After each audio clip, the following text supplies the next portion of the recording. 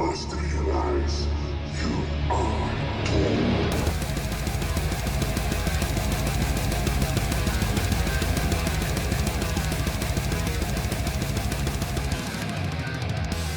How you doing, everybody? Thank you for joining the Scoundrel Podcast. This segment we like to call At the Helm.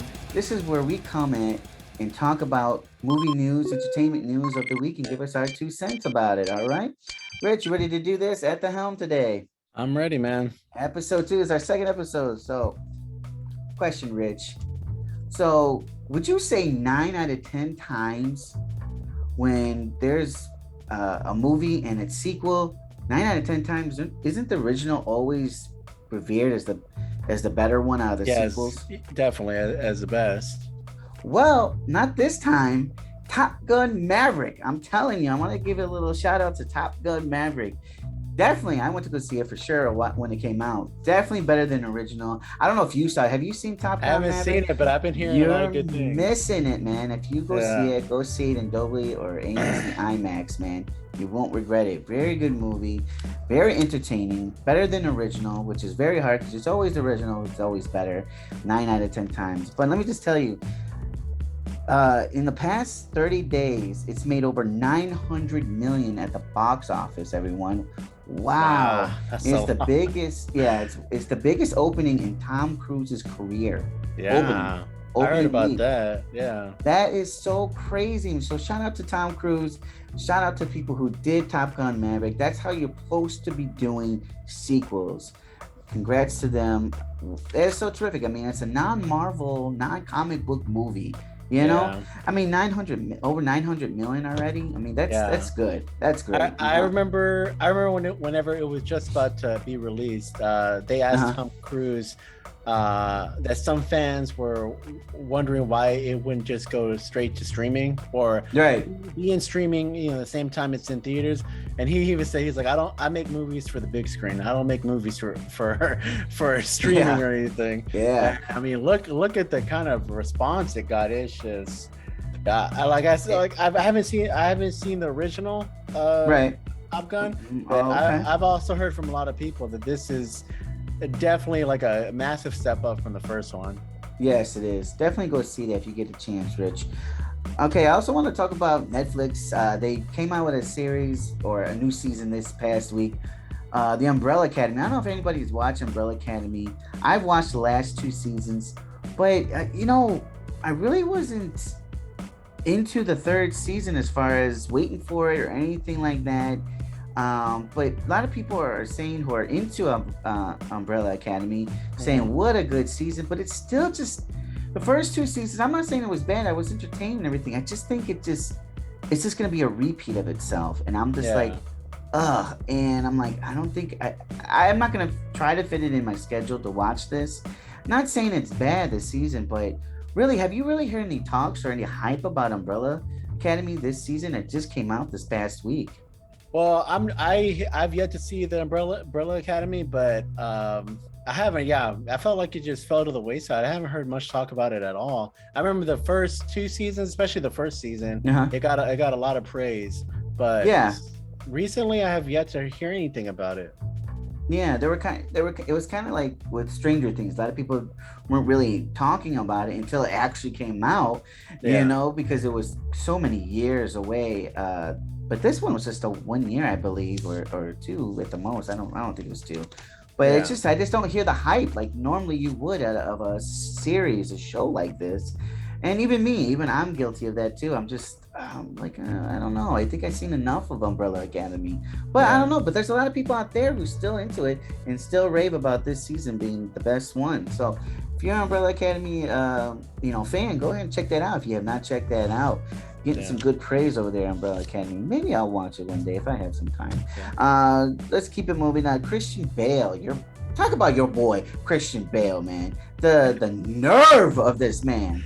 Seriously, tell these people what that man said. The fact that he doesn't know what the MCU is, he said that whenever he first got this role and people saw the trailer and everything, people were like, Thor, right? Yeah, for Thor. Yeah, people were like, wow, he's in the MCU. He's in the MCU. And he's like, what MCU? I haven't joined shit. He did. It's shocking to me that throughout all the movies, all the different MCU movies, that he didn't know anything about it. It's kind of shocking. I mean, come on. I mean, you're telling me other actors and actresses don't talk about this and when they meet up at parties or anything? Come on. That's crazy. How do you not know about the MCU? He's obviously a Patrick Star. Get out of that rock, would you, buddy? All right. Another news too is Jason Blum. You know, the great producer Jason Blum of horror flicks, turning these old franchises and these little franchises and making some money out of these little things. You know, 'cause they're so cheaply made. Not saying they're bad movies, no, but they're so cheaply made. He makes so much revenue off of these movies. So there was a comment that says where he wants to make a new Nightmare on Elm Street remake, but he said he wants to see if he could try to do it with the original Freddy Krueger, Robert Englund, which everybody is a fan favorite of. We saw him in Stranger Things. This man still can play at 70-something years old. This man can still play that role if he wanted to. And I think if they're going to go this route, that man has to be reprising Freddy Krueger. What do you think about this news about Jason Blum and possibly Robert Englund coming back? I mean, I liked Robert Englund in Stranger Things, and I wouldn't hate a new Freddy remake. So, I mean, I'd be down with that. I'll be down with that, but I don't know if everybody else is. Is this time maybe past us now? I mean, we're getting so many remakes. I mean, they had a remake in the early, what was it, like 2010? Early 2000, I can't remember. It was by Haley Joel Osment, I think it was, or not Haley Joel Osment. Oh my God, that was the little kid's name. It was somebody else. I know people are gonna rip me on that one. I forgot what his name was, but it just didn't do it for me. That remake really sucked. They tried to put it so down to earth, so realistic, and it just fails for me. I don't know if you could really make a movie about a person invading people's children's dreams. I don't know. I don't know if this is still work nowadays. You know, you think it possibly could work? Well, I mean, if Stranger Things worked, because I mean, it wasn't their dreams, but I mean, he did invade children's head, and Stranger Things did a great job with it. But I mean, this would be a completely different story. So I don't know. But you would be interested if they did a remake in it? Yeah, I'd watch it. What about you out there? Would you be interested if Jason Blum did a remake of Nightmare on Elm Street? All your horror fans, would you really want that, or you just want to say, keep the classic and leave it alone already? I felt like put your comments down below. I feel like so many horror things, especially Halloween and Michael Myers. I feel like that's been touched so many times. And so many sequels. I feel like so many sequels, so many like different renditions of it with Rob Zombie and all that stuff, and yet it still pulls in viewers. Like they don't do fantastic at the box office, not fantastic at the box office like freaking like Maverick or anything, but they still pulls in people. So I mean, and with those Halloweens, that the first original one's still the best one.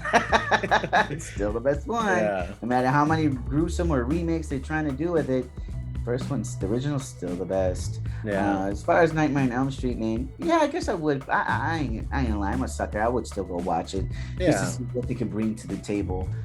Hey, you watched the Chucky show. I think you'll watch this one. Okay. I thought we were supposed to keep that private, man. No, I'm just playing. But that was entertainment, man. That's a comedy horror. Yeah. I mean, other than Jason versus Freddy, now that was a good sequel, if you call it a sequel. But that was mostly comedy. All right, we're going to keep it moving. Another thing, too, is this Ezra Miller stuff. The man who's playing Flash in the Flash, an upcoming Flash movie, man, he's getting himself in some trouble here, my friend. He played Flash in Justice League and I believe the Batman versus Superman. Yeah, Batman versus Superman. And there's just a lot of things going on with some arrests. He's doing drugs, they're saying. He's just acting really weird. He was being accused a couple of weeks ago of basically grooming a girl. And the parents saying he's been grooming their daughter. She is 18 right now, but since the age of 12, they're saying.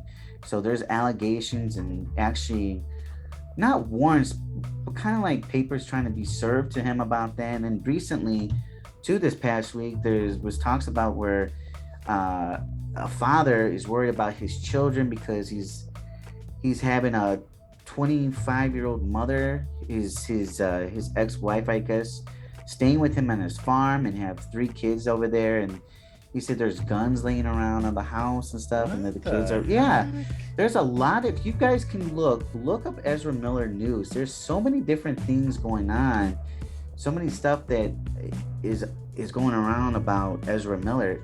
My question though, man, is what does WB do right now, man? The film is already basically shot. It's in post-production. They can't really like fire him and say, I mean, what did they do, bro? They're definitely between a rock and a hard place, because like you said, that movie has yet to come out, and like all this stuff is happening, and there's actually a pretty good amount of hype for this movie. I remember when we seeing the trailer, it got a huge response, a positive response, people wanting to see it. So I don't know, man. They're like I said, they're between a rock and a hard place. Do they fire him before the movie even comes out? And then all the money they're probably gonna make, like, you're over here giving it to a guy with all these allegations to him. I mean, none of it's been resolved. So it's definitely a very, very hard situation, very awkward situation. There are rumors of him possibly being fired. It's not been officially confirmed by WB, but I believe it's inevitable. He's going to be fired. I mean, they're going to lose no matter what. If they fire him and redo the whole movie, which I don't see that happen. They can't scrap a whole movie that they shot that's in post-production. There's no way. Yeah. But it's going to hurt them anyways, bringing that movie out with him in there. Because, you know, there's going to be some fans and some people against him for all these allegations and not show up for that movie. You know what I'm saying? Because of that. So they're in a lose-lose situation. It's crazy for WB because, you know, over a few weeks ago too, finally the Johnny Depp and Amber Heard thing finally went away. And Amber Heard, who's in Aquaman, another DC movie, Aquaman 2, you know, not saying the allegations she was bringing up are totally wrong, but in the U.S. court, it wasn't found. Not anything was found that she was saying was chargeable on Johnny Depp. So I'm not saying she's lying or wrong, but I know a lot of people are saying she's lying. There's a lot of hate mail about her, a lot of memes about her. I mean, really, you know what I'm saying? There's a lot of stuff going on about Amber Heard. Now this with Ezra Miller, it's crazy. I feel bad for WB, and you know, because they got a new CEO up there trying to bring new management, trying to control it, and it's like these two things are not good. You know, it's messing up WB. We need some good movies out, and that's what they're banking on too, is the Flash they're being raving about, and Aquaman. That's one of their prized franchise as well. So that sucks for WB, and like I said, go check up on the Ezra Miller's news to get the whole thing. And it's crazy what he's being accused of, and a lot of things that have been going on about him. I want to tell you too a little bit is kind of a little stuff that's going on because we're at the end of June of this episode of this recording, and we're going into July. Not really too much going in July, like what to see. July 8th is the series finale of The Boys, which we're definitely going to review, possibly, and talk about for sure. I'm pretty sure that's going to be good in July 8th on Amazon Prime. After that, I don't think anything about Amazon Prime is going to be doing until The Boys come out again, the new season. I'm not going to lie.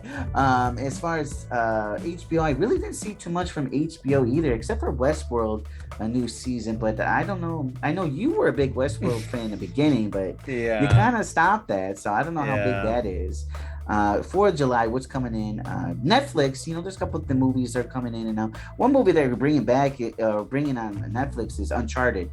So they're gonna have Tom Holland and Mark Wahlberg on there as Uncharted. I have not seen that movie. I haven't either. So that's pretty cool for me. I'll be watching that on Netflix. I don't know if any of you out there, and you guys are gonna kill me. I didn't look at Disney Plus.